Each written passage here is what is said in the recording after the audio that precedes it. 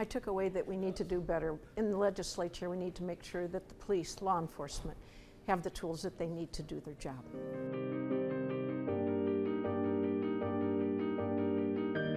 If you think for 1 second that someone released on a low cash or no cash bond could not possibly victimize someone in your community, think again. I shared the case of this murdered little 13-year-old girl, a child who had her whole life ahead of her, her chance to make Michigan a better place. Gone. Gone at the hands of a monster who should have never been released from jail. We hear that bond isn't about punishment, but fairness. We sheriffs agree. That fairness must include protecting the rights, safety, and security of victims.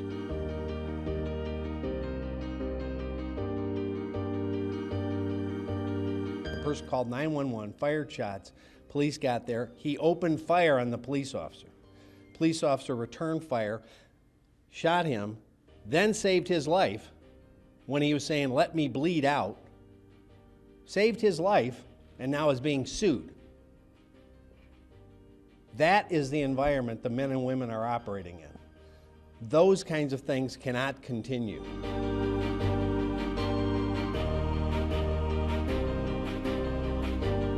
I want you to think about this. I grew up in law enforcement. I started as a dispatcher. And think about the number of calls they take in a dispatch center. The volume of calls, hundreds of thousands, millions of calls a day. And we don't hear too many problems or issues in and around law enforcement with how they handle those calls. But the minute there's one call that comes in and it's a mishap, something happens that's wrong, all of a sudden it becomes highlighted what's wrong. They need better training. Is it something wrong with the officer? Was there some bias that the officer may have that didn't want to help respond?